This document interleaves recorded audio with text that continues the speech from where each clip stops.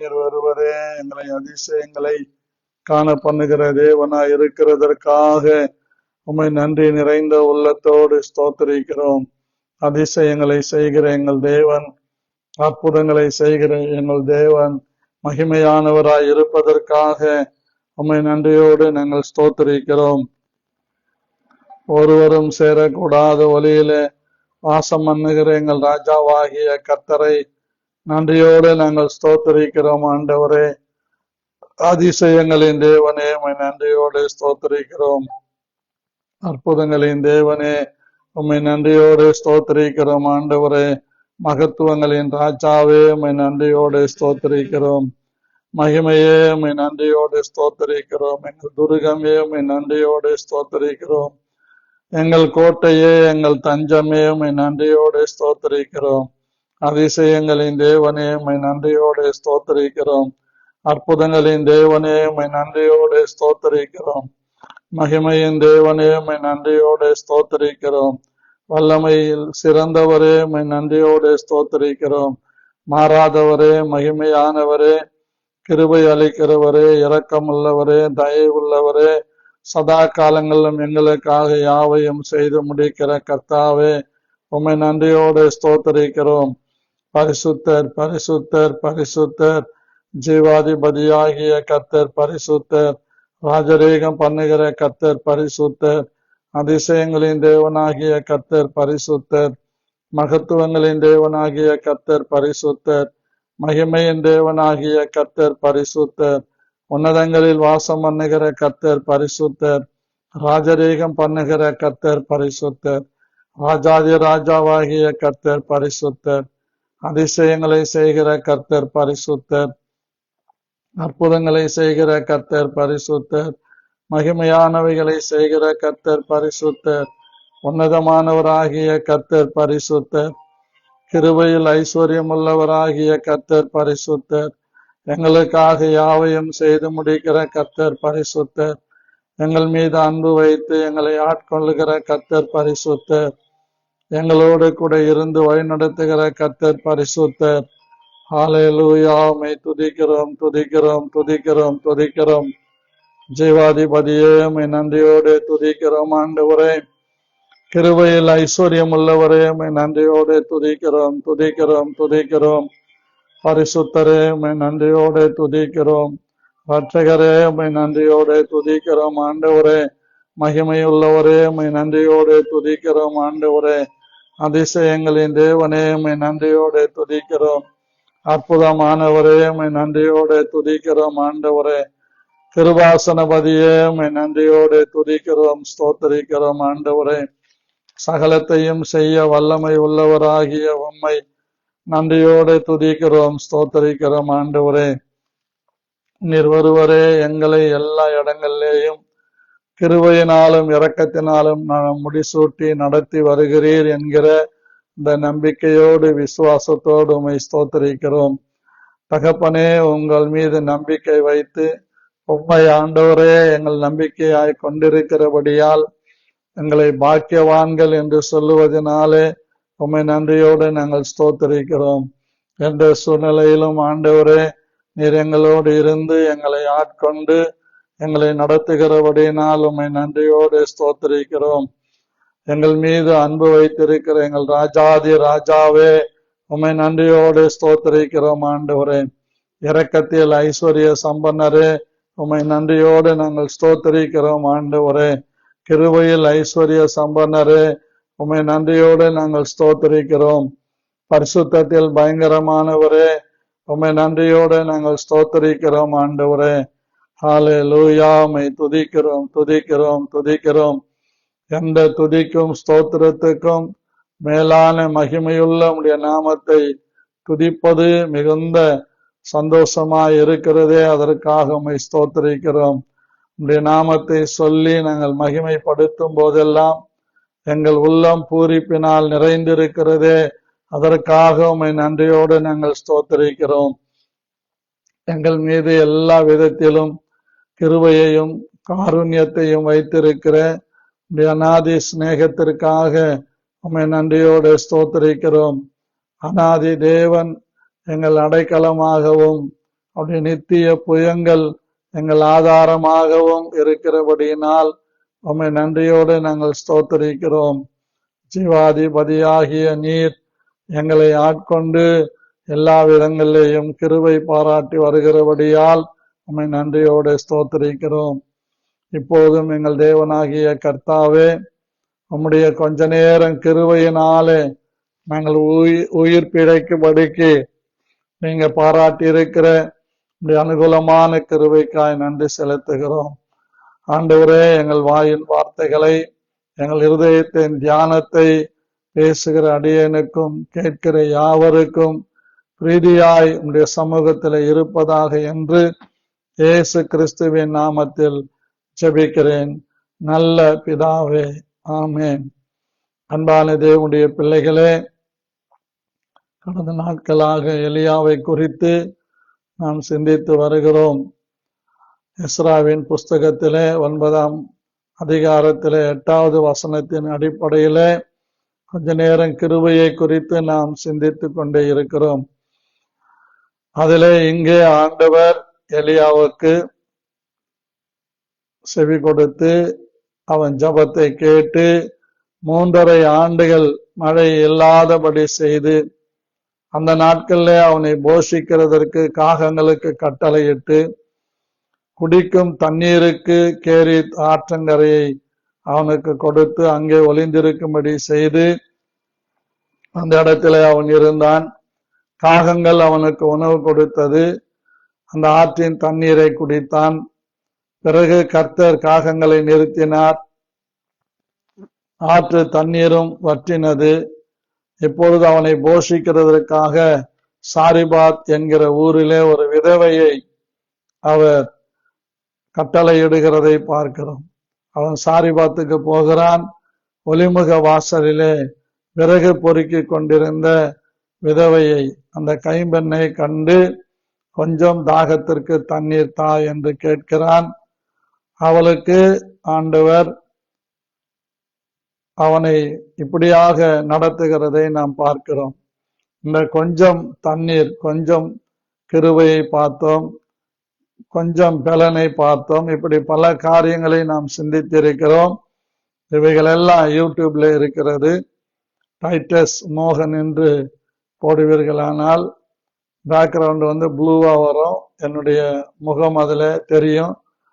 அதுதான் என்னுடைய டைட்டஸ் மோகன் என்று போட்டால் உங்களுக்கு யூடியூப்ல தேவனுடைய செய்திகள் நான் ஏற்றி கொண்டிருக்கிறேன். இந்த நாளிலும் கூட நேற்றைய தினத்துல தாகத்துக்கு தாய் என்று இயேசு கிறிஸ்து அந்த கானாவூர் அந்த சமாரியா ஸ்திரீயினிடத்திலே கேட்கிறார். அன்பானவர்களே, தாகத்துக்கு தாய் என்ற தலைப்பிலே நேற்றைய தினத்திலே நாம் தேவனுடைய வார்த்தைகளை சிந்தித்தோம். இன்றைக்கு ஆண்டவர் நம்மோட பேச இருக்கின்ற அருமையான ஒரு காரியத்தை நாம் சிந்திக்க போகிறோம். வேதம் அழகாய் சொல்லுகிறது. யோவான் சுவிசேஷம் 4ஆம் அதிகாரம் 10வது வசனம். இயேசு அவளுக்கு பிரதியுத்தரமாக, நீ தேவனுடைய ஈவையும் தாகத்துக்கு தா என்று உன்னிடத்தில் கேட்கிறவர் என்னார் என்பதையும் அறிந்திருந்தாயானால் நீயே அவரிடத்தில் கேட்டிருப்பாய், அவர் உனக்கு ஜீவ தண்ணீரை கொடுத்திருப்பார் என்றான். இங்கே வேதத்திலே நாம் பார்க்கிறோம், அந்த சமாரியா பெண் இயேசுவிடத்துல மொண்டு கொள்ள பாத்திரம் இல்லையே என்று சொல்லுகிறது மாத்திரமல்ல, உமக்கு ஜீவ தண்ணீர் எங்கே இருந்து உண்டாகும் என்றும் அவள் கேட்கிறாள். பாத்திரம் மொண்டு கொள்ள பாத்திரம் இல்லையே என்று. நேற்று தினத்திலே நீங்களும் நானும் தான் ஆண்டுடைய தாகத்தை தீர்க்க பாத்திரங்களாக இருக்கிறோம் என்று நான் தேவனுடைய வார்த்தைகளை சொன்னேன். இன்றைக்கு இயேசு கிறிஸ்து அந்த சமாரியா பெண்ணை பார்த்து சொல்லுகிறார், நீ தேவனுடைய ஈவையும் தாகத்துக்கு தாய் என்று உன்னிடத்தில் கேட்கிறவர் என்னார் என்பதையும் அறிந்திருந்தாயானால் அவரிடத்திலே ஜீவ தண்ணீரை கேட்டிருப்பாய் என்று சொல்லுகிறதை பார்க்கிறோம்.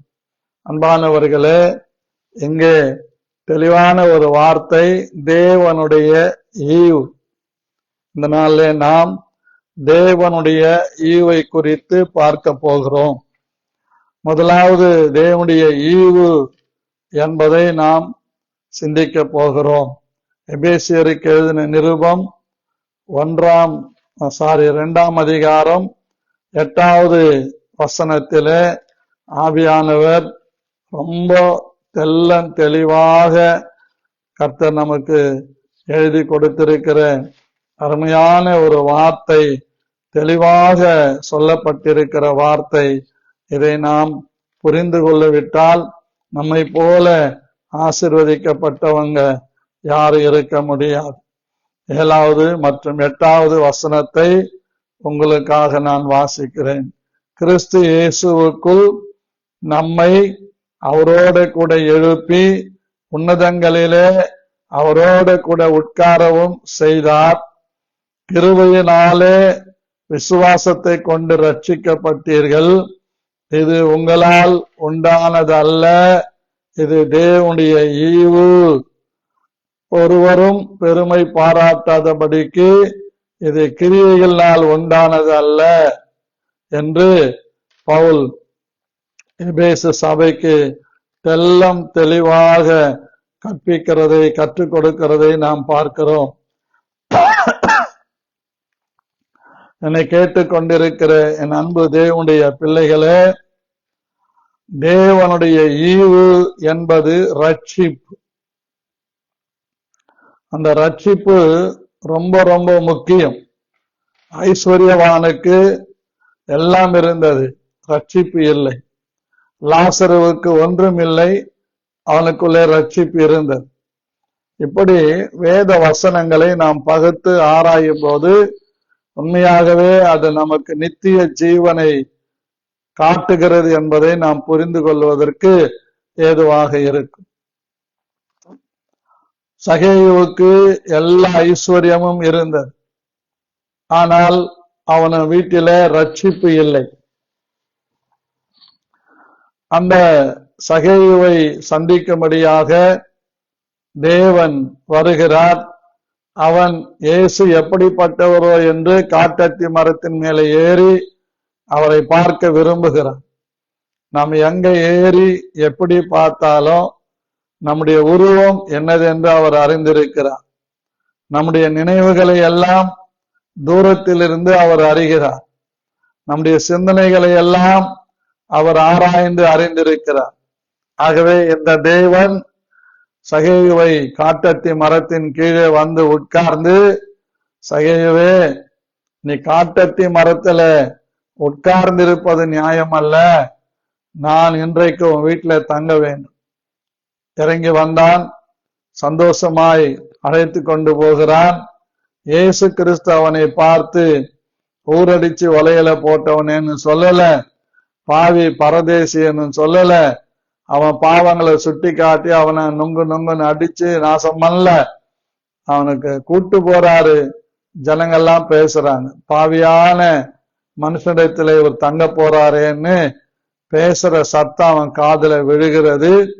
அவன் உணர்வடைந்து அவர் பாதத்திலே விழுந்து, நான் யாரிடத்திலாகிலும் அநியாயமாய் வாங்கி இருந்தால் அதை நான் திரும்ப நாளத்தனையாய் தருகிறேன், என் ஆஸ்தியில பாதியை ஏழைகளுக்கு தருகிறேன் என்று தீர்மானிக்கிறான்.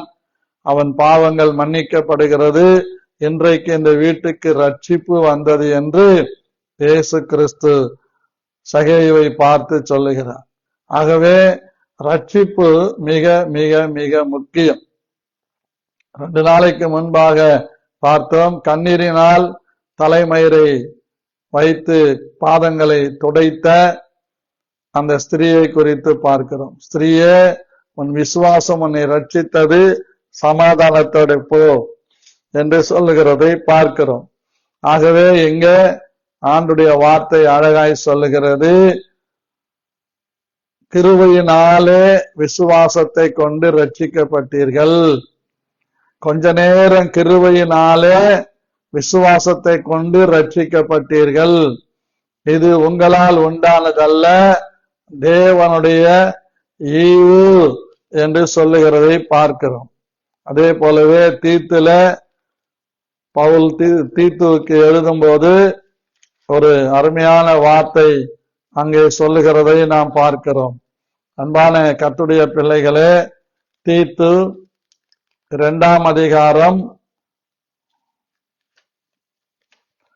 3ஆம் அதிகாரம் 5வது வசனத்திலே, நாம் செய்த நீதியின் கிரியைகள் நிமித்தம் அவர் நம்மை ரட்சியாமல் தமது இரக்கத்தின்படியே, அதாவது தமது கிருபையின்படியே, தமது கொஞ்ச நேர கிருபையின்படியே, தம்முடைய இரக்கத்தின்படியே மறு ஜன்ம முழுக்கினாலும் பரிசுத்த ஆவியினுடைய புதிதாக்குதலினாலும் நம்மை ரட்சித்தார் என்று சொல்லுகிறது.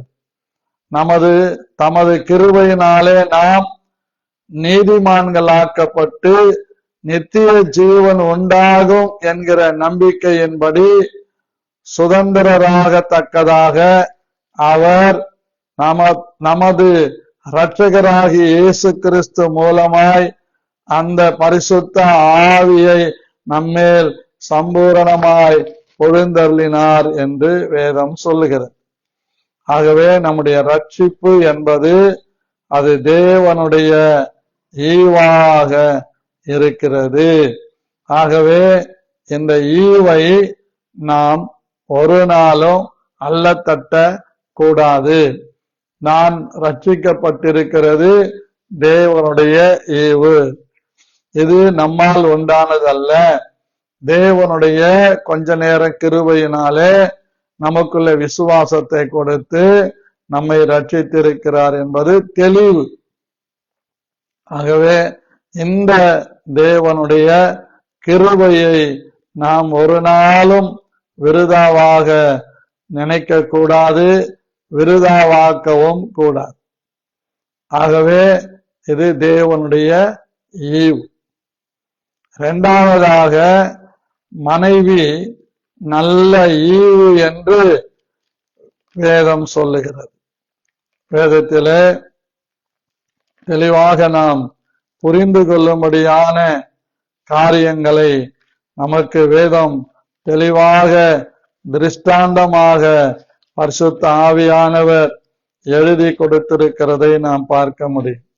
அன்பான கர்த்தருடைய பிள்ளைகளே, தேவனுடைய ஈவு என்பது மிகவும் ஆசீர்வாதமானது. அந்த ஈவு அது மகிமையான ஈவு. கர்த்தருக்கு ஸ்தோத்திரம். அன்பான தேவனுடைய பிள்ளைகளே, கர்த்தர் நமக்கு கர்ப்பத்தின் கனவு மனைவியை ஈவாக கொடுத்திருக்கிறார் என்பதை நாம் புரிந்து கொள்ள முடியும். ஆகவே மனைவியை கண்டடைகிறவன் நன்மையானதை கண்டடைகிறான் என்று வேதம் சொல்லுகிறது. மனைவி தேவன் அருளும் நல்ல ஈவு என்று வேதம் தெளிவாக நமக்கு கற்றுக் கொடுக்கிறது. ஆகவே இந்த தேவனுடைய ஈவை நாம் ஒரு நாளும் விருதாவாக்க கூடாது என்பதை நாம் தெளிவு அடைய வேண்டியது மிக மிக அவசியமாயிருக்கிறது. பிரியமானவர்களே, கர்த்தருடைய ஈவை ஒரு நாளும் நாம் அசட்டை பண்ணாதபடிக்கு கர்த்தர் நமக்கு பாராட்டின அந்த ஈவு மனைவியை சரியாக நேசிக்க வேண்டும். மனைவியினிடத்தில் அன்பாக எப்பொழுதும் இருக்க வேண்டும். நீதிமொழிகள் 19ஆம் அதிகாரத்தில் 14வது வசனத்தை நாம் வாசிக்கும் போது நமக்கு அது தெளிவாக புரியும். உங்களுக்காக நான் வாசிக்கிறேன். நீதிமொழிகள் 19ஆம் அதிகாரம் 14வது வசனம். வீடும் ஆஸ்தியும் பிதாக்கள் வைக்கும் சுதந்திரம், புத்தியுள்ள மனைவியோ கர்த்தர் அருளும் ஈவு என்று சொல்லுகிறது. புத்தியுள்ள மனைவி கர்த்தர் அருளும் ஈவு. புத்தியுள்ள புருஷனும் கர்த்தர் கொடுக்கிற ஒரு கிஃப்ட். ஆமா, உலகத்துல சொல்லுவாங்க, மனைவி அமைவதெல்லாம் இறைவன் கொடுத்த வரம் என்று சொல்லுவான். ஆனா எங்கேயும் புருஷனை இறைவன் கொடுத்த வரம் என்று சொல்லுகிறது இல்லை. ஆனால் நான் சொல்லுகிறேன், இன்னைக்கு அநேக புருஷர்கள் மனைவிக்கு வரமாக இருக்கிறார். ஆகவே இந்த ஆசீர்வாதமான காலை வேளையில புத்தியுள்ள மனைவியோ கர்த்தர் அருளும் ஈவு என்பதை நாம் புரிந்து கொள்வது நமக்கு நல்லது. ஆகவே பிள்ளைகள், மூன்றாவதாக பிள்ளைகள் தேவன் அருளும் ஈவு என்று சங்கீதம் 127 சங்கீதத்திலே நாம் பார்க்க முடியும். இதோ பிள்ளைகள் கர்த்தரால் வரும் சுதந்திரம், கர்ப்பத்தின் கனி அவரால் கிடைக்கும் பலன், கர்ப்பத்தின் களி அவரால் கிடைக்கும் கிஃப்ட் என்று சொல்லப்படுகிறது. ஆகவே நல்ல பிள்ளைகளை கர்த்தர் பிள்ளைகளை கொடுப்பது அது அவருடைய ஈவு. முதல்ல சொன்ன ரட்சிப்பு தேவனுடைய ஈவு. இரண்டாவது சொன்ன நல்ல மனைவி கர்த்தர் அருளும் ஈவு. மூன்றாவது சொன்ன நல்ல பிள்ளைகள் கர்த்தரால் கிடைக்கிற ஈவு. இப்படிப்பட்ட ரட்சிப்பை அடைந்த நல்ல மனைவியை உடைய, நல்ல பிள்ளைகளை உடைய குடும்பத்துக்கு தேவன் சகல நன்மைகளையும் கொடுக்கிறார் என்று யாக்கோபு 1 வசனத்தை நீங்கள் எடுத்துக்கொண்டால் அதில் தெளிவாக பார்க்க முடியும். யாக்கோபு எழுதின நிருபம் 1 வசனத்தை உங்களுக்காக வாசிக்கிறேன்.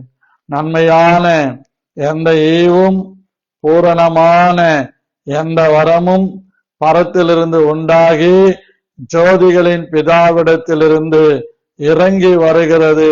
அவரிடத்தில் யாதொரு மாறுதலும் யாதொரு வேற்றுமையின் நிழலும் இல்லை என்பதை நாம் பார்க்கிறோம். ஒரு நல்ல குடும்பத்திற்கு, கர்த்தருடைய பிள்ளைகளுக்கு நன்மையான எந்த ஈவையும் பரத்திலிருந்து கொடுக்கிறார். நன்மையான எல்லா ஈவுகளை தருகிறார். ஒரு நாளும் தேவன் நமக்கு தீமையை அனுமதிக்கவே மாட்டார். நன்மையான ஈவுகளை கர்த்தர் தருகிறார். இது எங்கே உண்டாகிறது? ப்ரொடக்ஷன் ஆகிறது. பரலோகத்திலே ப்ரொடக்ஷன் ஆகிறது. பூலோகத்தில மனிதர்களால ப்ரொடக்ஷன் ஆக்கப்பட்டிருக்கிற எல்லாமே நமக்கு நல்லதாக தெரிகிறது. ஆனால் தேவனிடத்திலிருந்து வருகிற நன்மைகள் நமக்கு நல்லதாக தெரியவில்லை. பூமியில ப்ரொடக்ஷன் பண்ணக்கூடிய அத்தனையும் கலப்படமாக இருக்கிறது. அத்தனையும் தலைக்கு பூசுற தேங்காய் எண்ணெய் இருக்கட்டும், உடம்பு கழுவுறதுக்கு வச்சிருக்கிற சோப்பு கட்டியா இருக்கட்டும், எல்லாமே டூப்ளிகேட் தான். 7 o'clock பிளேடு முதல்ல ஒரிஜினலா இருந்தது. ஒரு பிளேட்ல 5 சேவ் பண்ணலாம். ஆனா இப்ப டூப்ளிகேட் வந்திருக்கு. அதுல ஒரு சேவ் தான் பண்ண முடியும். இப்படி எல்லாமே டூப்ளிகேட். ராமராஜ் காட்டன்ல டூப்ளிகேட் வந்திருக்கு. இன்னைக்கு எல்லாத்திலும் டூப்ளிகேட். ஆனா நம்ம கடைக்கு போகும்போது சீப் அண்ட் பெஸ்ட்ன்னு போறோம். சீப் அண்ட் பெஸ்ட்ன்னு சொல்லுவாங்க. ஆனா பெஸ்ட் இருக்காது, சீப்பு தான் இருக்கு. ஒரே ஒரு பெஸ்ட் ஆண்டவர் நமக்கு கொடுத்திருக்கிற ரட்சிப்பு, அது பெஸ்ட். ஆண்டவர் நமக்கு கொடுத்திருக்கிற நல்ல மனைவி, அதுதான் பெஸ்ட். ஆண்டவர் நமக்கு கொடுத்திருக்கிற நல்ல பிள்ளைகள், அதுதான் பெஸ்ட். கர்த்தருக்கு மகிமை உண்டாகட்டும். உங்களுக்கு எல்லாருக்கும் நல்ல கதைகள் தெரியும். ஆனால் நான் ஒரு ஆர்டிக்கலை ஒன்னு படிச்சிருக்கிறேன். ஒரு தாய் அழுகிற அந்த காட்சி. மகன் சிறையிலே இருக்கிறான். மகன் சிறையில இருக்கிறான். அவனுக்கு தூக்கு தண்டனை கொடுக்கப்படுகிறது. கடைசியாக அவன் ஆசை என்ன என்று கேட்கிறாங்க. எங்க அம்மாவை பார்க்கணும். அம்மாவை பார்க்கறான். சொல்றான், நான் சின்ன வயதிலிருந்து செய்த தவறுகளை எனக்கு சுட்டி காட்டி என்னை கண்டித்து வளர்த்திருந்தால் இன்றைக்கு நான் தூக்கு மேடைக்கு வந்திருக்க மாட்டேனேன். நாடா சொல்ற, ஸ்கூல்ல பிள்ளைங்களோட படிக்கும்போது அவங்க எரேசரை நான் தூக்கிட்டு வந்தா சந்தோஷப்பட்டேன். பென்சிலை தூக்கிட்டு வந்தா சந்தோஷப்பட்டேன். அக்கம் பக்கத்து வீட்டுல ரூபாய்களை கொண்டு வந்து கொடுத்தா சந்தோஷப்பட்டேன். ஆனா இன்னைக்கு என்னை பார்த்து அழுகுற. என்னை பார்த்து நீ அழுகுறது கரெக்டு தான். ஏன்னா நீ செஞ்ச பிழைக்கு நான் மறிக்க போகிறேன். என்னுடைய ரத்த பழி உன்னை விடாதுன்னு சொல்லிட்டு தூக்கு மேடைக்கு போகிறான் என்று அந்த ஆர்டிக்கல்ல படிச்சேன். ஆகவே ஒரு வாசகமே தமிழ்ல இருக்குது. நல்லவராவதும் தீயவராவதும் அன்னையின் வளர்ப்பினிலேன். ஆனா இன்னைக்கு நான் நிறைய அன்னைகளை பார்க்கிறேன். அவ்வளோ கோபம் பிள்ளைங்க மேல, அவ்வளோ மூர்க்கம். ஆனா ஒரு சைக்காசிஸ்ட் டாக்டர் சொல்றாங்க, பிள்ளைங்கிட்ட கோவப்படாதீங்க, சாந்தமா சொல்லுங்க, அவங்க ஏத்துக்குவாங்கன்னு சொல்றாங்க. ஆனா நம்ம சாந்தமா சொல்றதும் கிடையாது, அவங்க ஏத்துக்கிறதும் கிடையாது. அடிக்கதான் பயப்படுறாங்க. இப்படி இந்த அடிக்க நம்ம செய்யும் போது அந்த நல்ல பிள்ளைகள் கூட சீர்கெட்டு போவதற்கு பெற்றோர்கள் தான் காரணம் என்று அந்த சைக்காசிஸ்ட் டாக்டர் முந்தானேத்து நான் அந்த காரியங்களை கேட்டுக்கிட்டு இருந்தேன். ஒரு 13 நிமிடங்கள் அந்த டாக்டர் பேசுறாங்க. பிள்ளைகளை மூர்க்கத்தனமா அடிக்க கூடாது. பிள்ளைகள் அந்த நேரத்துல கேட்கலையா, அமைதியா விட்டுட்டு சமயம் கிடைக்கும் போது அந்த பிள்ளைகளை நல்லா விளையாடி கொண்டிருக்கும் போது உட்கார்ந்து காரியங்களை சொல்லும் போது அந்த பிள்ளைகளுடைய பிரைன் அதை அக்செப்ட் பண்ணுமா. பிரைன் அக்செப்ட் பண்ணாத அடியும், பிரைன் அக்செப்ட் பண்ணாத திட்டம், பிரைன் அக்செப்ட் பண்ணாத கோபமும் அவர்களை உருவாக்காது என்று சொல்லுகிறார். அப்போ தீயவராவதும் நல்லவராவதும் அன்னையின் வளர்ப்பினிலே. கர்த்தருக்கு ஸ்தோத்திரம். இன்னைக்கு எங்க எல்சாவை கேட்டு பாருங்க, உனக்கு யார் பிடிக்கும்? தாத்தாவை பிடிக்கும். ஏன்னா பிள்ளைங்கள் வளரும் போது அந்த பிள்ளைங்களை கொஞ்சம் நானும் கோவப்படுவேன். நான் டைம் கொடுப்பேன். 1 சொல்லுவேன், 2 சொல்லுவேன், 3 சொல்லுவேன். 1ல ஆரம்பிக்கிற அந்த பயங்கரமான கோபம் 2ல இருந்து 10 வரைக்கும் அப்படியே ரிடியூஸ் ஆயிடும். 10 வந்துச்சுன்னா எழுந்திருப்பேன். எழுந்த உடனே அவ கரெக்டா வந்துடுவான். ஆகவே பிரியமானவர்களே, பிள்ளைகளை வளர்க்கிறதுல ரொம்ப கவனம் தேவை. பிள்ளைங்க மேல நைட்ல அவங்க மேல கைய வச்சு செபிக்கணும். இந்த உலகத்தின் எந்த கேடும் என் பிள்ளையினுடைய இருதயத்தில் வரக்கூடாது என்று ஒவ்வொரு காரியங்களுக்கு சொல்லி செபிக்கணும்.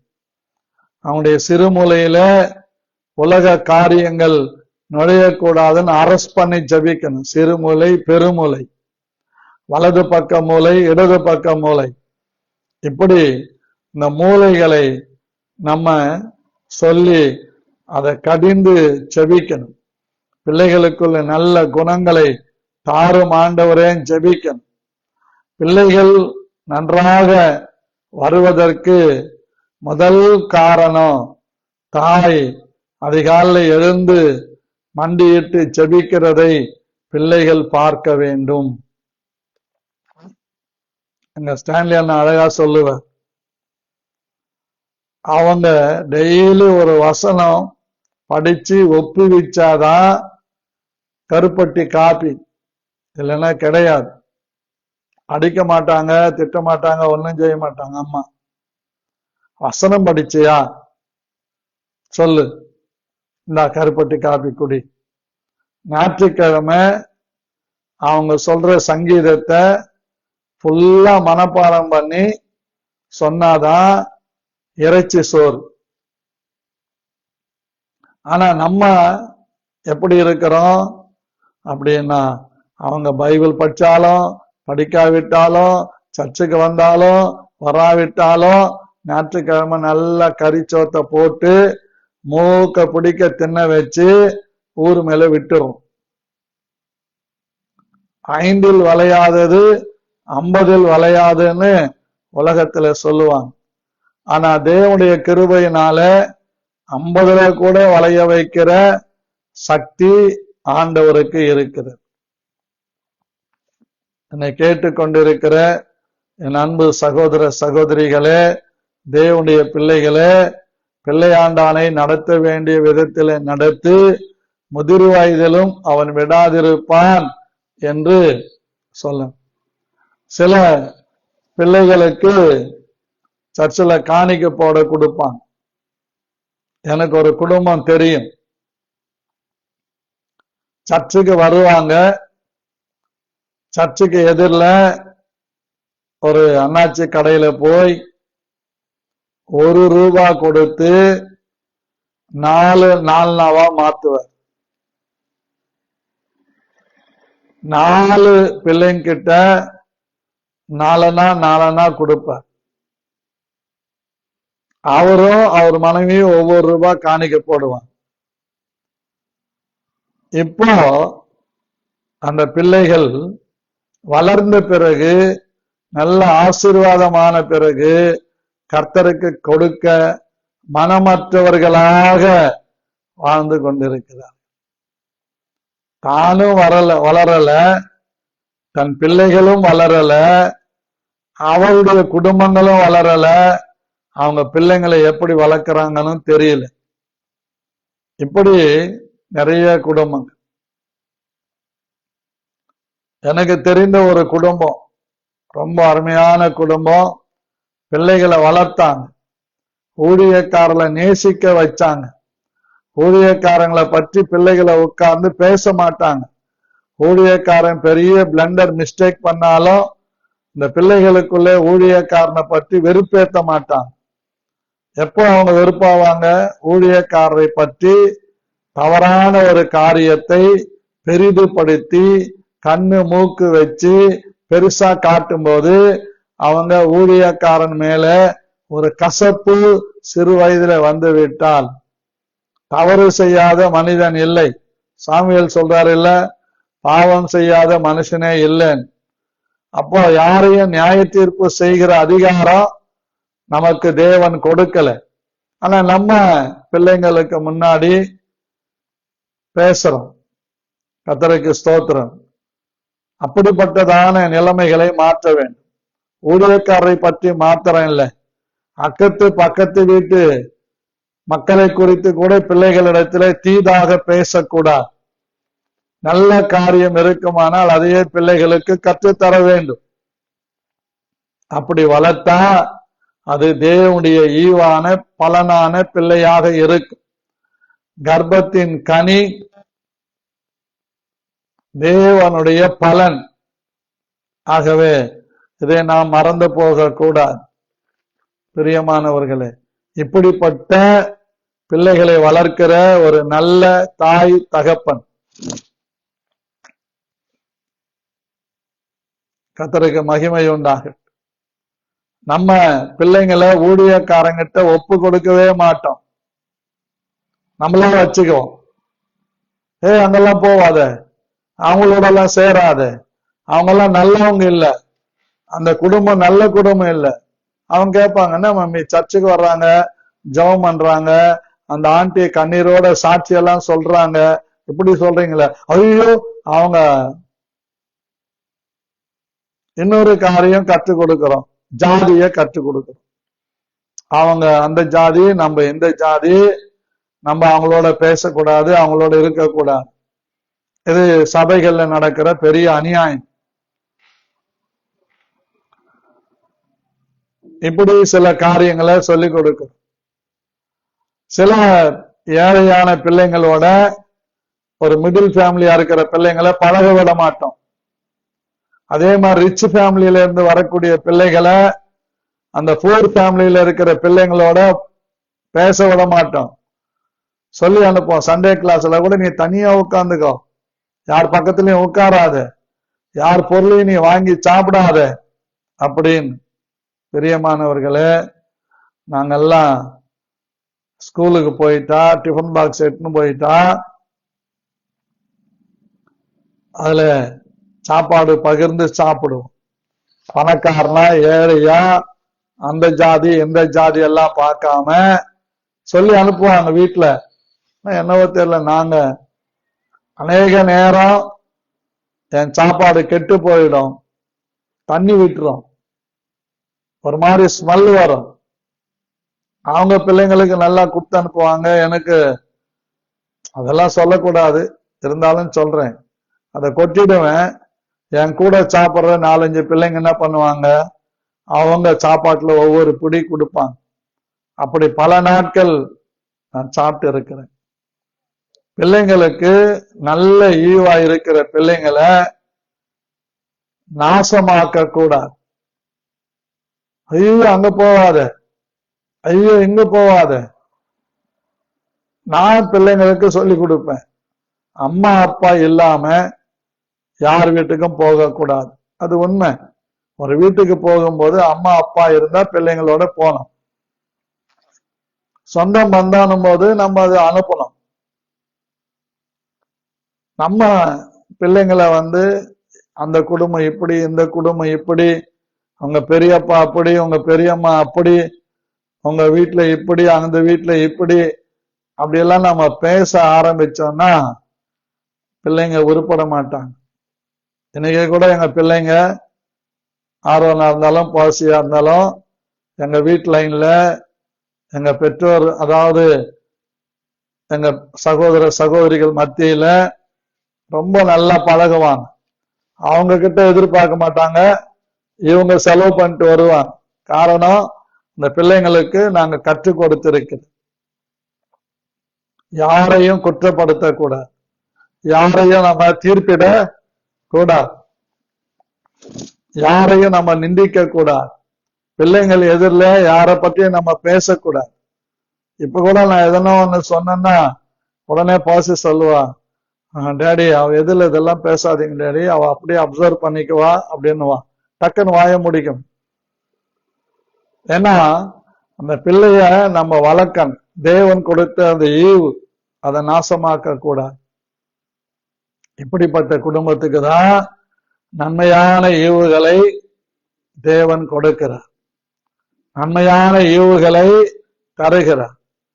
பிள்ளைங்களை வளர்க்காதனால அப்பா குடிக்கிறாரு, சபைக்கு வர்றாரு, பையனும் குடிக்கிறான், சபைக்கு வர்றான். அவங்க மனைவி குடிக்கிறாங்களான்னு தெரியாது.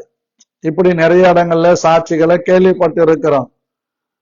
அப்போ கர்த்தருக்கு பயந்தவங்களா இருந்தா, கர்த்தருக்கு பயந்து நடக்கிற கர்த்தருடைய பிள்ளைங்க ரட்சிப்பை ஈவா நினைச்சாங்கன்னா அந்த பத்திரமா காத்துக்குவான். ஆண்டவர் நமக்கு நிறைய கிஃப்ட்களை கொடுத்திருக்கிறார்.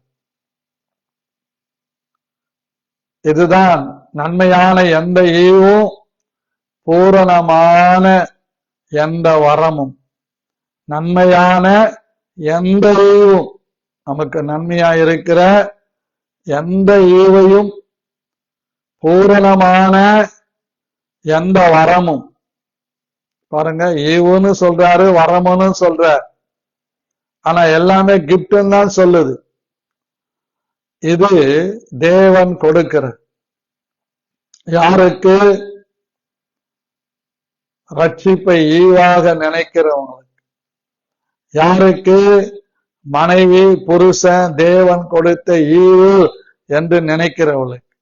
யாருக்கு? பிள்ளைகள் கர்த்தர் கொடுத்த ஈவு என்று பிள்ளைகளை சிட்சித்து கண்டித்து நல்ல நிலையிலே வளர்க்கிற குடும்பத்திற்கு நன்மையான எந்த ஈவுகளையும் பூரணமான வரங்களையும் கர்த்தர் கொடுக்கிறார் என்பது தெளிவு. இதுல நம்ம விசுவாசமா இருக்கணும். பிரியமான கர்த்தருடைய பிள்ளைகளே, நாம் தேவனுடைய வார்த்தைகளை கேட்கிறது மாத்திரம் இல்ல, நாம் நடந்து கொள்ளுகிற விதங்களையும் நாம் சிந்திக்க வேண்டும். முதல்ல நான் சொன்னது மனசுல வாங்கிக்கணும்.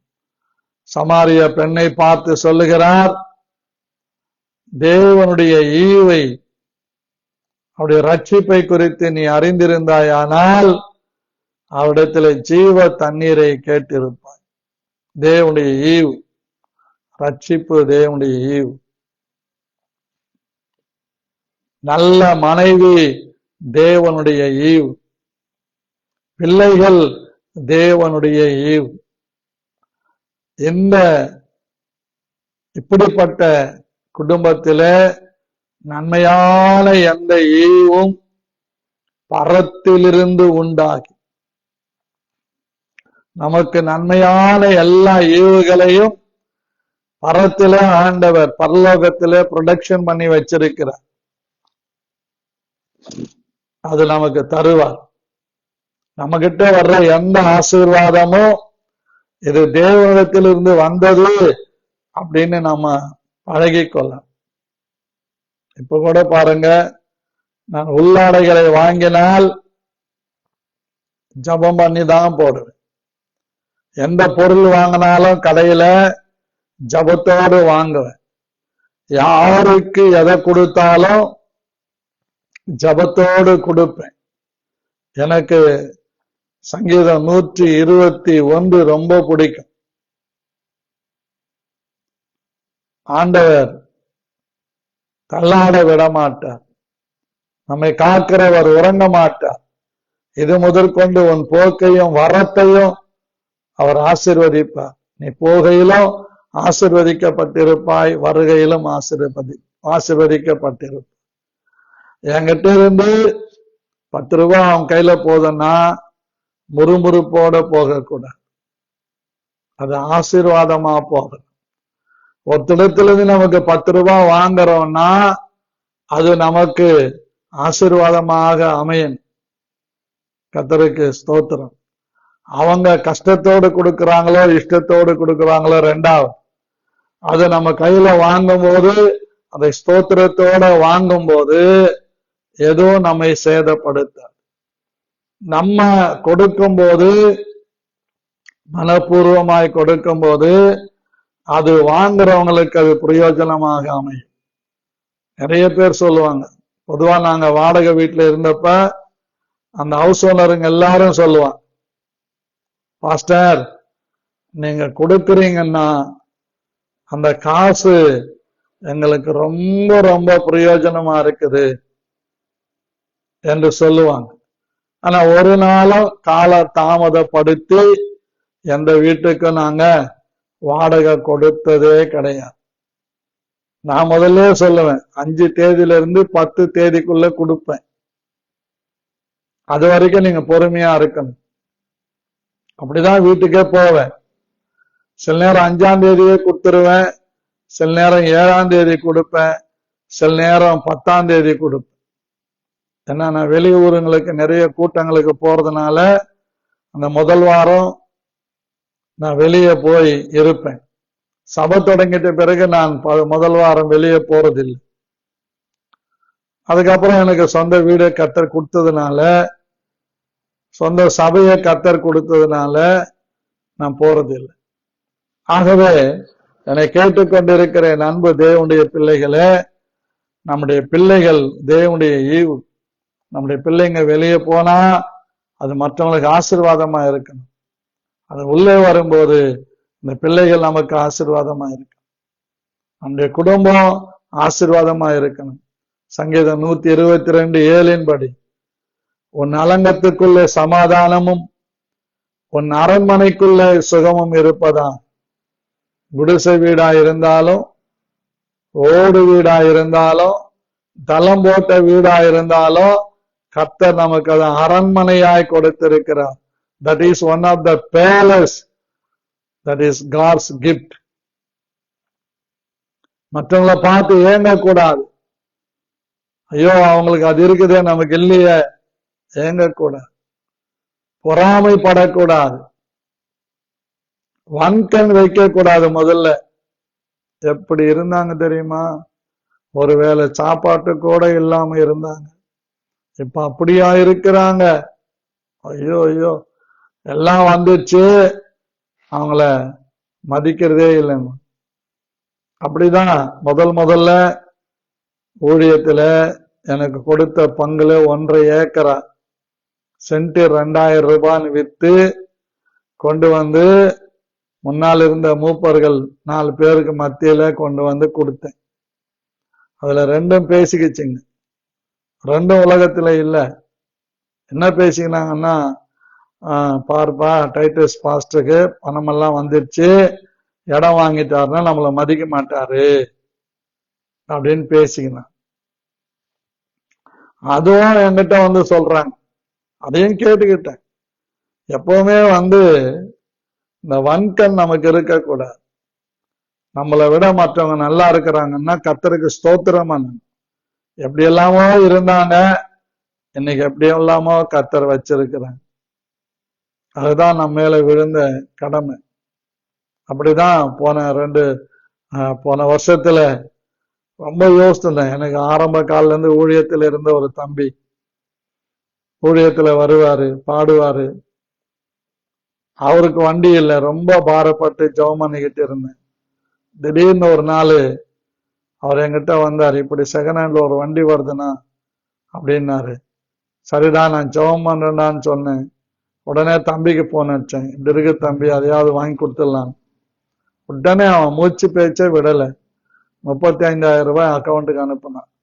சரி, இது பழசு வாங்கி கொடுத்தாலும் அது அப்படியே அவரு ரிப்பேர் பண்றதுக்கு மாசத்துக்கு 2000 3000 ஆயிடும். வாங்கி கொடுக்குறோம், புதுசா வாங்கி கொடுப்போம்னு சொல்லி அவங்க கிட்ட பேசி, சரிண்ணா நான் டியூ கட்டிக்கிறேன் போய் திருத்தன்ல அந்த கடையில பேசி வண்டி எடுத்து கொடுத்தோம். இப்ப அவர் ஊழியத்துக்கு ரொம்ப போறாரு வர்றாரு. அதை பார்க்கும்போது ரொம்ப சந்தோஷமா இருக்குது. அது ஆண்டவருக்காக நான் நன்றி சொல்றேன். ஏன்னா எப்பவுமே சிறுமைப்பட்டவன் மேல் சிந்தை உள்ளவன் பாக்கியவான், தீங்கு நாள்ல கர்த்தர் அவனை விடுவிப்பார் என்று சங்கீதம் 41 1 2 3 வசனங்கள் எனக்கு ரொம்ப பிடிக்கும். ஆகவே என்னை கேட்டுக்கொண்டிருக்கிற என் அன்பு தேவனுடைய பிள்ளைகளே, நம்முடைய ஈவை ரட்சிப்பு, நம்முடைய ஈவு, மனைவி புருஷன் நல்ல ஈவு,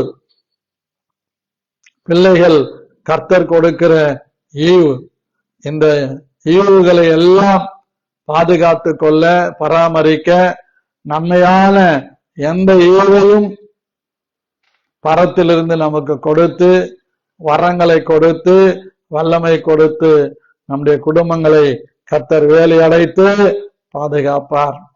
தயவாக வீட்டில் இருக்காதிருங்கள். இன்றைக்கு ஞாயிறு பரிசுத்த ஓய்வு நாள் ஆராதனை இருக்கிறது. எல்லாரும் ஆராதனையில பங்கு கொள்ளுங்கள். கர்த்தர் உங்களை ஆசீர்வதிப்பார். ஆராதனைக்கு போவதற்கு முன்பாக குடும்பமாக நின்று ஜெபம் பண்ணுங்க. ஆண்டவரே எங்களோட பேசுங்க, எங்களை ஆசீர்வதிங்க, சபைக்கு போறோம், எங்களோட வர்றவங்க எல்லாரையும் ஆசீர்வதிங்க அப்படின்னு ஜெபம் பண்ணிட்டு வாங்க. கர்த்தர் உங்களோட முகமுகமாய் பேசுவார், பலப்படுத்துவார், ஆசீர்வதிப்பார். கர்த்தருடைய கிருபை நம் அனைவரோடும் என்றென்றைக்கும் சதா காலங்களும் இருப்பதாக. ஆமேன்.